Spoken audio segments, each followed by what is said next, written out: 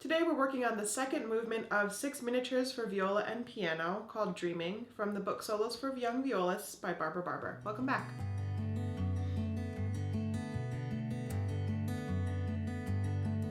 Welcome to the studio. My name is Cassie and I'm a professional violist and teaching artist. So today we're working on that second movement, Dreaming. If you missed the first movement, I'll post a link in the comments below.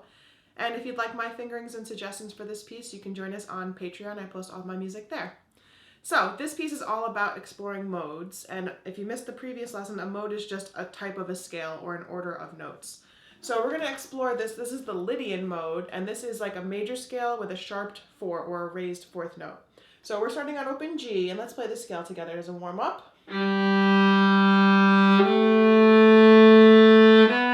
Here's our raised 4th.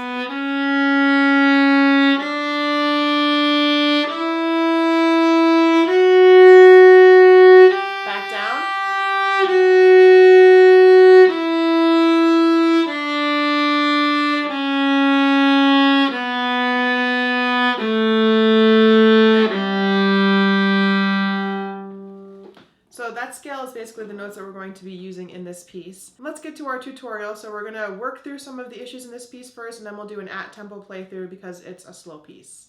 So right in the very first measure, it says con sordino. That's Italian for with mute. So I'm going to take my mute and put it on over my bridge. And if you don't have a mute, it's not a big deal. It's the piece requests it. So you might want to invest in one. They're pretty cheap. I'll put a link to a few down in the comments below. So this piece, because we've got so many measures that have the same amount of bow, in other words, it's like one bow per measure, it can get a little bit seasicky feelings, like we're kind of on a rocking boat and nobody really wants to be nauseous when they're playing a piece. So we're going to work on our bow distribution. So we're at mezzo piano at the beginning, so I'm going to start in the upper half. And I'm going to make sure that I'm never using the same amount of bow for any slur. So I'm going to get close to the tip. Use a little bit more bow on this one. More bow. Really whole bow here. Stay in the upper half. Now if I didn't use those different bows, I'm going to play it for you the wrong way so you can see how it sounds.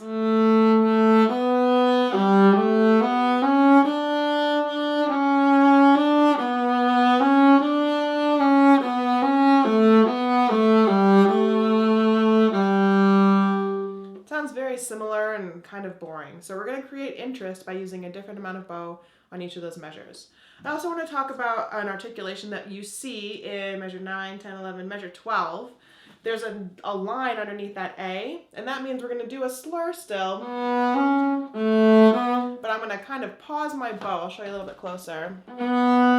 Little pause and a restart so that that note has full value, but it also has a little bit of definition.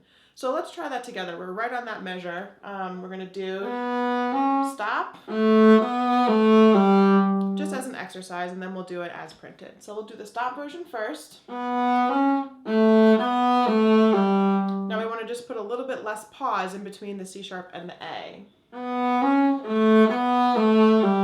So really your bow shouldn't stop. It should kind of unengage and re-engage, and that's really your pointer finger's job. So it's going to twist a little bit, so it's this motion, twisting a little bit to unengage or re-engage that note. Continuing on at rehearsal C, it's kind of the same thing here. We're a dynamic level up, we're mezzo forte, so I'm going to start a little bit lower in the bow. More bow for the crescendo, and we've got one of those notes that's got a portato line over it, so I'm stopping my bow slightly. Full bow.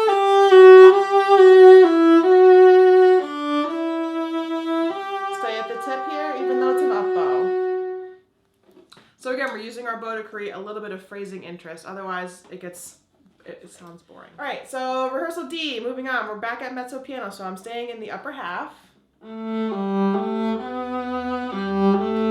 bow.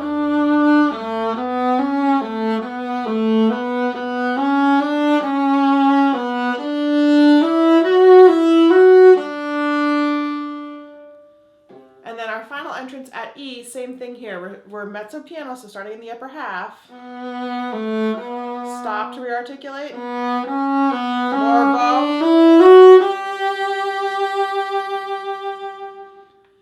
sure that that last up bow that we have before the G gets you lower in the bow, otherwise you're not going to have enough bow for that long note. So in other words, if I started at E, and I was in the upper half, I'm going to run out of bow. So make sure that that last up bow there brings you closer to the frog. The other thing I want to talk about in this piece is using continuous vibrato. I did do a video about it, which I'll post up above, but really because we've got longer notes here and we've got longer slurs, we want to use our vibrato to help shape the phrase as well. So at the beginning, if you can do vibrato, obviously, we want each note to get a little bit of love. So we're going to do a quick exercise to help with that. I'm going to just use the notes on the G string, so open 1, high 2, 3. And I'm going to count the number of oscillations that I do. So we're going to do open G, obviously no vibrato on that. I'm going to count from A. 1, 2, 3, 4, 5, 6, 7. 1, 2, 3, 4, 5, 6, 7. 1, 2, 3, 4, 5, 6, 7. And I'm counting an odd number because the notes are ascending. We're going to do the same thing now descending, but it will be an even number of oscillations. So starting from third finger, it'll be 6. 1, 2, 3, 4, 5, 6. 1, 2, 3, 4, 5, 6. 1, 2, 3, 4, 5, 6. The reason I want to do odd versus even is I want my oscillation to be in the direction of the note that's next. So if it's an ascending note, I want the oscillation to be in the up position. And if it's a descending note, I want it to be in the down position. So we're going to try that without any stops this time, but I'll still count the number of oscillations for us. So nothing on open G. 1, 2,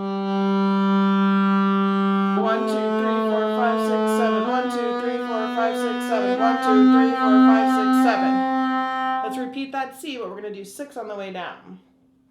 1, 2, 3, 4, 5, 6. 1, 2, 3, 4, 5, 6. 1, 2, 3, 4, 5, 6.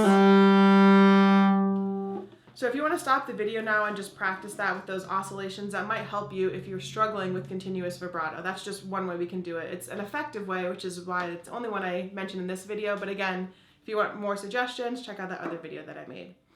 So I think we're ready for our at-tempo playthrough. The piece indicates that the whole measure, so the dotted half note, is 46.